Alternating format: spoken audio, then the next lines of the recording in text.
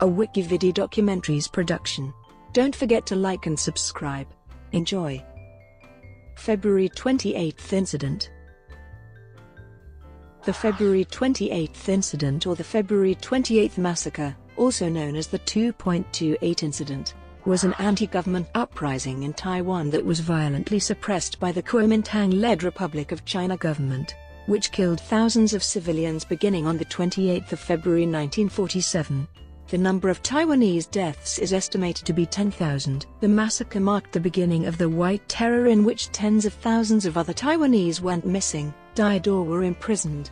The incident is one of the most important events in Taiwan's modern history and was a critical impetus for the Taiwan independence movement. In 1945, following the surrender of Japan at the end of World War II, the Allies handed temporary administrative control of Taiwan to the Republic of China, thus ending 50 years of Japanese colonial rule. Local inhabitants became resentful of what they saw as high-handed and frequently corrupt conduct on the part of the Kuomintang authorities, their arbitrary seizure of private property, and their economic mismanagement. The flashpoint came on the 27th of February 1947 in Taipei, when a dispute between a cigarette vendor and an officer of the Office of Monopoly triggered civil disorder and an open rebellion that lasted for days. The violence spread and led to indiscriminate lynching of mainlanders. The uprising was violently put down by the military of the Republic of China, and the island was placed under martial law. The subject was officially taboo for decades. On the anniversary of the event in 1995, President Lee Teng-hui addressed the subject publicly, a first. The event is now openly discussed, and details of the event have become the subject of government and academic investigation. February 28th has been designated Peace Memorial Day, an official public holiday. Every February 28th, the President of the ROC gathers with other officials to ring a commemorative bell in memory of the victims. The President bows to family members of 228 victims and gives each one a certificate officially exonerating any victims previously blacklisted as enemies of the state. Monuments and memorial parks to the victims of 228 have been erected in a number of Taiwanese cities, including Kaohsiung and Taipei. Taipei's former Taipei New Park was rededicated as 228 Peace Memorial Park and houses the National 228 Memorial Museum to commemorate the tragic incident. The museum opened on the 28th of February 1997 and reopened on the 28th of February 2011 with new permanent exhibits. Naming. The 228 incident name derives from the year, month, day, date format convention used for dates in Chinese. Chinese languages do not have common names for the months, so months are given as numbers and dates are given in the form A, B, C, D year, X month, Y day, with all numbers being read out as cardinals without any leading zeros. With the incident dated February 28, 1947, the name is rendered 1947 year, 2 month, 28 day. For brevity, just the numbers are given, and, as a date of significance, the day and month without the year suffices as the name. Other historical events named using the same conventions as the 228 incident include the May 4th movement, the 5-4 movement, the Tiananmen incident, the 4-5 movement, and the Tiananmen Square protests, the 6-4 incident. Background. During the 50 years of Japanese rule in Taiwan, Japan developed Taiwan's economy and raised the standard of living for most Taiwanese people, building up Taiwan as a supply base for the Japanese main islands. Consequently, Taiwanese perceptions of the Japanese rule were more favorable than perceptions in other parts of East and Southeast Asia. Taiwanese adopted Japanese names and practiced Shinto, while the schools instilled a sense of Japanese spirit in students. By the time World War II began, many Taiwanese were proficient in the Japanese language. After World War II, Taiwan was placed under the administrative control of the Republic of China to provide stability until a permanent arrangement could be made. Chen Yu, the Governor-General of Taiwan, arrived on the 24th of October 1945 and received the last Japanese governor, Ando Rikichi, who signed the document of surrender on the next day. Chen Yu then proclaimed the day as Retrocession Day to make Taiwan part of the Republic of China, although there were questions about the legality of doing so.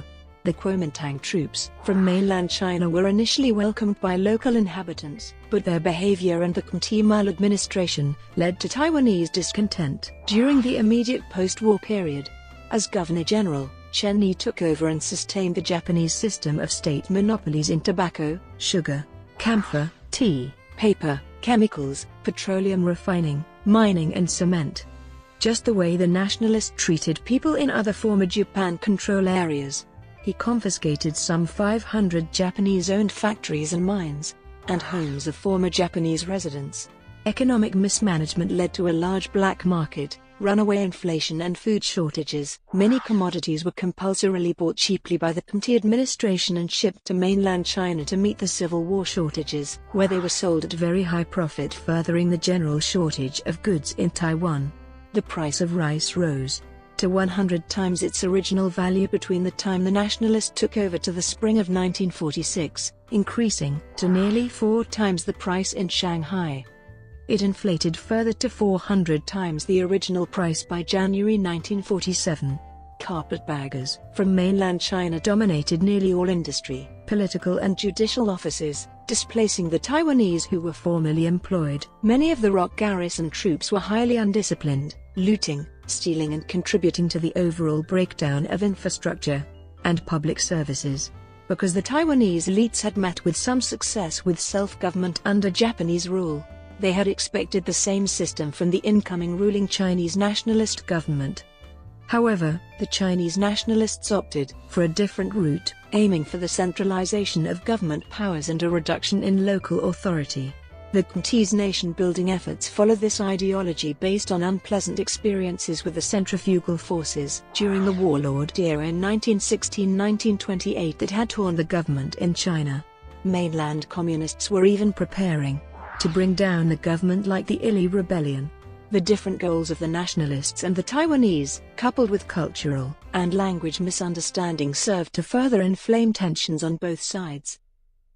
Uprising and crackdown.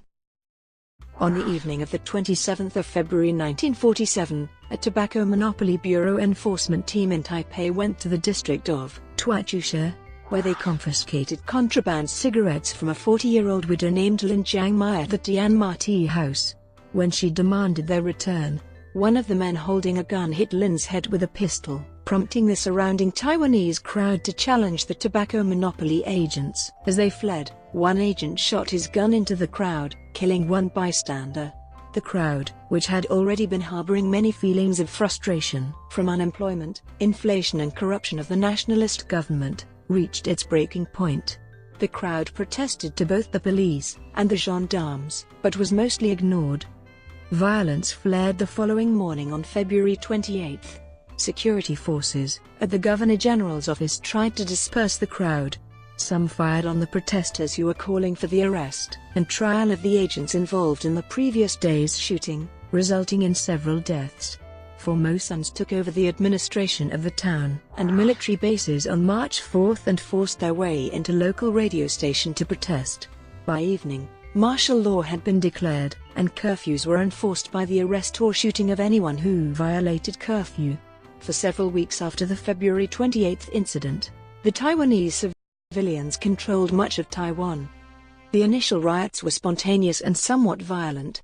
Within a few days the Taiwanese were generally coordinated and organized, and public order in Taiwanese-held areas was upheld by volunteer civilians organized by students and unemployed former Japanese army soldiers. Local leaders formed a settlement committee, which presented the government with a list of 32 demands for reform of the provincial administration. They demanded, among other things, greater autonomy, free elections, surrender of the ROC army to the settlement committee, and an end to governmental corruption. Motivations among the various Taiwanese groups varied. Some demanded greater autonomy within the ROC, while others wanted UN trusteeship or full independence. The Taiwanese also demanded representation in the forthcoming peace treaty negotiations with Japan, hoping to secure a plebiscite to determine the island's political future. Outside of Taipei, it was less peaceful. Mainland Chinese also experienced violence. Public places like banks and post offices were looted. Some had to flee for military police protection. A few smaller groups formed, including the communist-inspired 27 Brigade. They looted 3 machine guns, 300 rifles, and hand grenades from military arsenals in Taichung and Pingtung. The armed Taiwanese shot or injured around 200 Nationalist Army soldiers, which quickly precipitated the house arrest or execution of those who participated in the rebellion. The nationalist government, under Chen Yi, stalled for time while it assembled a large military force in Fujian. Upon its arrival on March 8, the ROC troops launched a crackdown. The New York Times reported, an American who had just arrived in China from Taihoku said that troops from the mainland China arrived there on March 7 and indulged in 3 days of indiscriminate killing and looting. For a time everyone seen on the streets was shot at, homes were broken into and occupants killed. In the poorer sections the streets were said to have been littered with dead. There were instances of beheadings and mutilation of bodies, and women were raped, the American said. By the end of March, Chen Yi had ordered the imprisonment or execution of the leading Taiwanese organizers he could identify. His troops reportedly executed, according to a Taiwanese delegation in Nanjing, between 3,000 and 4,000 people throughout the island. The exact number is still undetermined, as only 300 Taiwanese families applied for another compensation. As recently as 1990, some of the killings were random, while others were systematic. Taiwanese elites were among those targeted, and many of the Taiwanese who had formed self-governing groups during the reign of the Japanese were also victims of the 228 incident. A disproportionate number of the victims were Taiwanese high school students. Many had recently served in the Imperial Japanese Army, having volunteered to serve to maintain order. Mainland Chinese civilians who fled were often beaten by Taiwanese. Some Taiwan political organizations participated in the uprising. For example, Taiwan Democratic Self-Government League was announced communist and illegal. Many members were arrested and executed. Some of these organizations had to move to Hong Kong. The initial 228 purge was followed by discovery of communist infiltrators from communist mainland China under one-party rule, in what was termed White Terror, which lasted until the end of 1987. Thousands of people, including both mainland Chinese and Taiwanese, were imprisoned or executed for their dissent, leaving a small minority of Taiwanese among them with a deep-seated bitterness towards what they term the nationalist regime and, by extension, all Chinese not born in Taiwan or anyone supporting the KMT or CCP. Disappearances were common, and the people feared being captured and executed. Legacy. For several decades, it was taboo to openly criticize the 228 massacre incident. The government hoped that the execution of Governor Chen Yi and financial compensation for the victims had quelled resentment. In the 1970s, the 228 Justice and Peace movement was initiated by several citizens' groups to ask for a reversal of this policy, and, in 1992, the Executive Yuan promulgated the February 28 Incident Research Report. Then-President and KMT Chairman Lee Teng-hui, who had participated in the incident and was arrested as an instigator and a communist sympathizer, made a formal apology on behalf of the government in 1995 and declared February 28 a day to commemorate the victims. Among other memorials erected, Taipei New Park was renamed 228 Memorial Park. Since the lifting of martial law in 1987, the government has set up the 228 Incident Memorial Foundation, a civilian reparations fund supported by public donations for the victims and their families. Many descendants of victims remain unaware that their family members were victims, while many of the families of victims from mainland China did not know the details of their relatives' mistreatment during the riot. Those who have received compensation more than 2 times are still demanding a trial of the still living soldiers who were responsible for death of their loved ones. Prior to the 228 massacre, many Taiwanese hoped for a greater autonomy from China. The failure of conclusive dialogue with the ROC administration in early March, combined with the feelings of betrayal felt towards the government and China in general, are widely believed to have catalyzed today's Taiwan independence movement, and subsequently the Taiwan name rectification campaign after democratization. On the 28th of February 2004, thousands of Taiwanese participated in the 228 hand-in-hand rally. They formed a 500 kilometers long human chain, from Taiwan's northernmost city to its southern tip, to commemorate the 228 incident, to call for peace, and to protest the People's Republic of China's deployment of missiles aimed at Taiwan along the coast of Taiwan Strait. In 2006, the research report on responsibility for the 228 massacre was released after several years of research. The 2006 report was not intended to overlap with the prior 228 massacre research report commissioned by the executive Yuan. Chiang Kai-shek is specifically named as bearing the largest responsibility in the 2006 report. However, some academics have disputed these conclusions, stating the departing Japanese colonial government was responsible by creating food shortages and causing inflation. Brought to you by WikiVidi documentaries. Would you like to know more?